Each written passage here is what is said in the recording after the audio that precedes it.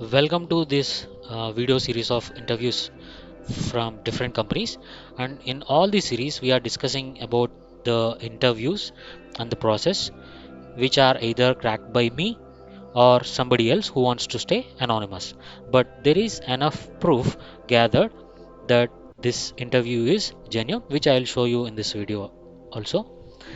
And also, there is a note that all the answers discussed here are mostly correct, and I will explain both the perspectives, like what is the actual answer given by the interviewee and what is the most correct answer if that is not correct. And also, if you found that there is another most closest answer to what is discussed in this video, you can mention it in your comment section, and I will take it from there and update in the description section so that everybody else who watches the video, they'll know the updated and correct answers than what is discussed in this video. Previously, we have discussed the first round. Now, this video we are going to talk about the second round, which is managerial round. And this round went for around 20 minutes, and we have 4 to 5 questions, and I'm going to discuss the 4 questions which I remember. And like the first round, second round also went on Google Hangouts.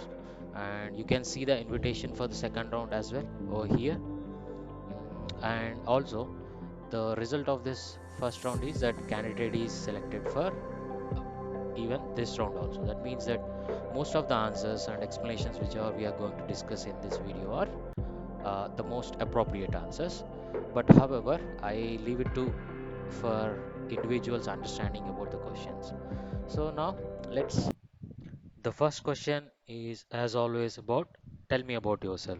So the interviewer has explained about himself like a small quick introduction, and then he asked this question like tell me about yourself in brief in terms of your professional experience. So I leave this question to individual to answer from your experience about yourself. Just be sure that you are talking something which is relevant for this interview. So that's the only thing. And also later, based on my experiences and based on some experiences collected from different people, I will try to answer this question alone in a different video.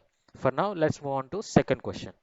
And the second question is about what are the test estimation techniques that you have used in your project. This question is really important for people who are much experienced and who are into estimations.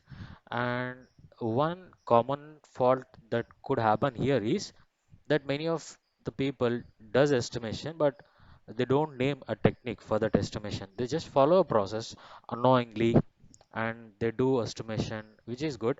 So they know how to estimate, but the thing is they don't know how to name that estimation. So there will be an underlying technique that is used while doing that estimation, but people will not notice it that they are actually using some technique. So it is always good to know what is the technique and what is it uh, called as per the industry standards. So the techniques will have name, you have to mention that. And also we'll discuss some common test estimation techniques also. So but first let me explain from my perspective that what I have explained for this question. So in our project I have answered this according to the technique which I follow in my project, and this is how it goes. So how do I do estimation in my project is this is basically termed as work breakdown structure technique. So here what do I do is when I was given a project, I'll break down the project into different tasks. To be with an example, so first of all I will visualize. This is not something which I do every time because I would keep this visualization already, and I would have created a simple way to do estimation. So that is there.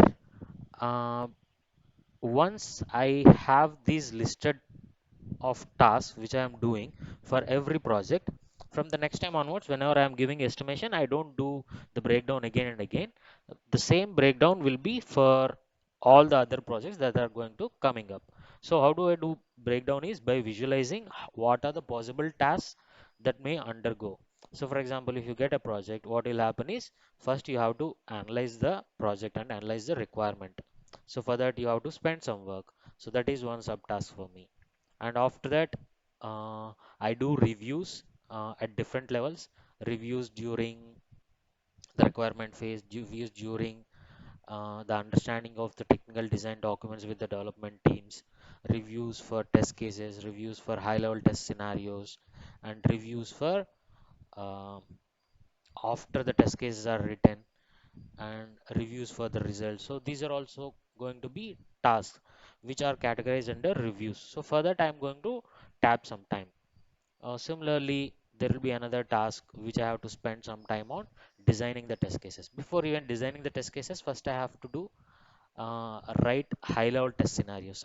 Sometimes we do write test cases directly, but in our project the common practice is that we write down the high level scenarios which are end-to-end scenarios, because our project mostly goes on end-to-end flows which are connected between uh, tens of the systems. So that's why we do it like designing the high level scenarios first. So that is one task for me. Then test case designing is another task. Execution is going to be another task. So every project has these tasks all the way. So irrespective of the projects, these tasks are going to be common. So I'll list down the tasks and I'll keep them separately. And there are other factors called like complexity of the tasks or complexity of the project, size of the project. So these are also other factors that needs to be considered while estimating for each of these individual tasks. So based on these all parameters, I'll come to a conclusion that okay, each task is going to this much of time.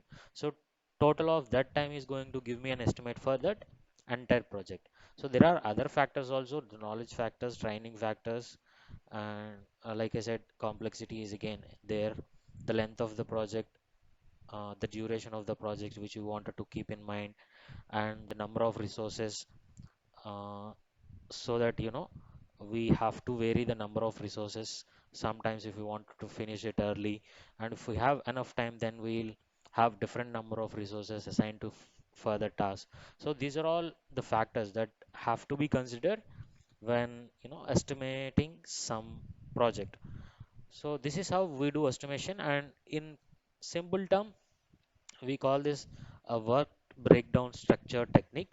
And also this will involve other techniques also while doing this entire process. It's not just one estimation technique that you follow, but majorly this is following breakdown structure technique, and there are other underlying techniques also that are used while you're doing all these tasks individually.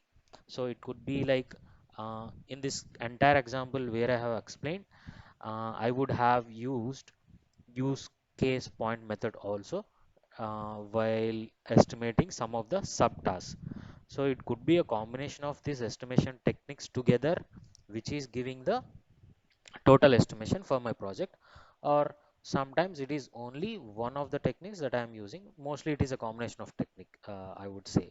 So the other techniques are like we have seen it here: 3-point software test estimation technique, wideband Delphi technique, function point or test point analysis technique, use case point method, percentage distribution, ad hoc method, or it is also called as experience based test estimation technique. So these are all the different techniques. For now, let's not make this video lengthy. So if you wanted to understand more brief about this technique, what you can do is you can visit my blog, which is 4verstyles.blogspot.com, which is shown over here down below. So once you go to that blog, what you see is you will see different tags. So you have to go to interview question and answers. There you will see the slide dish interview which we are discussing now. So if you click on it, you will see first round and second round. Since we are talking about the test estimation techniques which is discussed under second round, click on second round.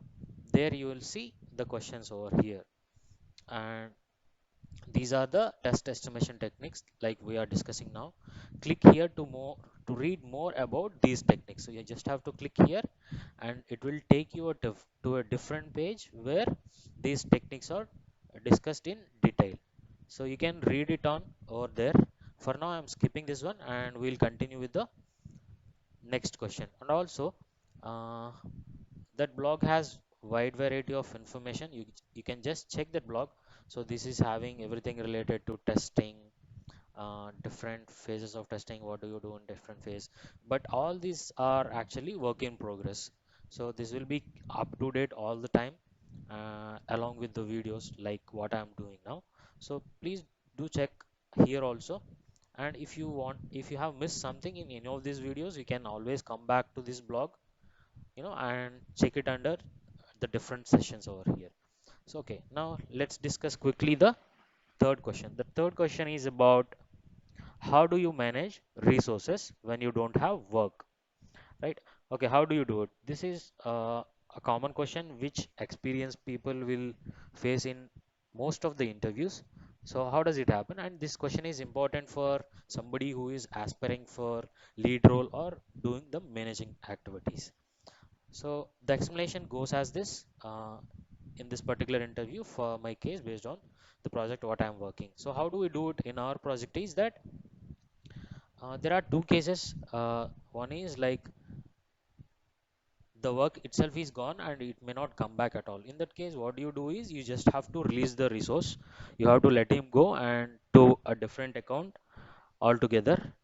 And the other case is that in most of the cases the work is not fixed, it is fluctuating all the time. Sometimes you will have a lot of work to do in a year, and sometimes for some months the workload will be lesser, but it will not continue. The work will increase again later, immediately the next month itself, or probably within few weeks itself. So in this case, what do you do is you can't just release the resource and uh, the resource may vanish into a different project in that case. And that resource is somebody who you would have trained for longer times, and he is much experienced, he can do things quickly. It's just that temporarily he's not having work. In that case, what you do is you can loan the resource to a different team within the account, so that the resource is not going out of the hands of the particular account. He is still associated with that account, that he is just loaned to a different team for time being, who have some billing position, just for the time frame where you don't have work in your team. So you loan the resource, that is one way. So what happens is, the resource will continue to work on for a different project, and when you get work you can get him back without losing him. And you can also arrange some trainings. So in bigger organizations there are these training sessions, uh, which are again billable. So it's like you don't have to face any problems with the resource management team, because resource management team will not let people to stay free. So they should be billable in any of the tasks or any of the projects, or at least into some trainings. So you can let the team to take trainings so that they'll be cross skilled or upskilled, and however it is. So that is one possibility. But the effective possibility is that let the resource go into a different team and get upskilled for that skill also, so that he also won't be bored that he is doing the same task again and again within your team. So that is another way. So this is how we can manage the resource when we don't have much work. And the fourth question is about MVNO operations. So the MVNO operations is a specific question to my resume and my role. Like I said, Sling Media is a telecom company, and this particular resume is also related to telecom. That's why this question: what are MNO operations? So this explanation goes as this. MVNO operators are nothing but mobile virtual network operators, which means that they may not have their own infrastructure. Instead, they are using the infrastructure of another telecom company, but they do have their own customer base. So they have their customer base, but in order to serve the customer base which they have, they are going to take help of another operator company who will supply the infrastructure. And this MVNO concept can goes in different levels. Like this MVNO company may use only the infrastructure of a different telecom operator, and sometimes they will use both the infrastructure and also, when I say infrastructure, it could be physical equipment, and also the software as well. So when they wanted to use the software, it could be like they could entirely use the entire software which is used by a different telco operator, or it's like only some of the softwares which are used by these companies. But again, there are other sets of softwares which are designed by these MNOs to fit their customer base themselves. So it could be like entire utilization of the software from a different telco operator, or partly they are using some and they are having their own software to manage the other operations which are specific for their customer base. To give an example, it could be this way. When it comes to software utilization, you must be knowing the infrastructure utilization. It's like we know in our telecom companies itself, like Geo, um, Airtel, so they will use the infrastructure of BSNL at some areas. So for that, they will pay something to BSNL. So that is infrastructure level. When it comes to software level, it could be like Geo might be using some billing systems, not billing system, order management systems of BSNL, but in turn they will have their own software in order to bill the customers. So that is one more possibility. So like this, this MVNO operational use depends on many factors based on the existing capability of the existing MVNO operation, and how they wanted to use the other telco operators infrastructure and software. So accordingly there will be a business to business charges involved. That's what it is about the MVNO operations.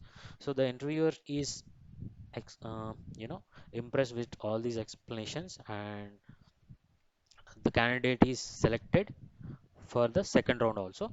The third round is about the HR round. There is nothing much in this HR round.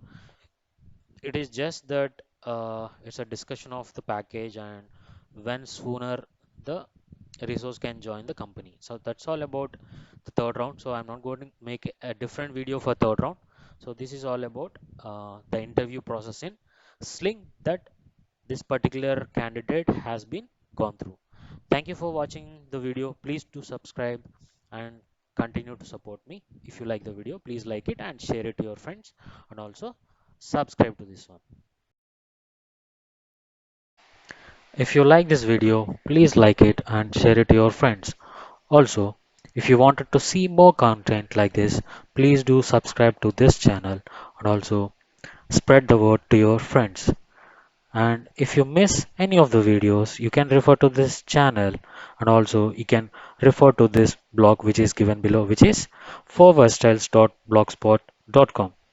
And also, if you wanted to contribute your knowledge through wider audience, you can join us by writing it to this given email, which is sharetesttube@gmail.com. And also, if you have any doubts on any of the videos, again, you can write to us over sharetesttube@gmail.com. Thank you for watching this video.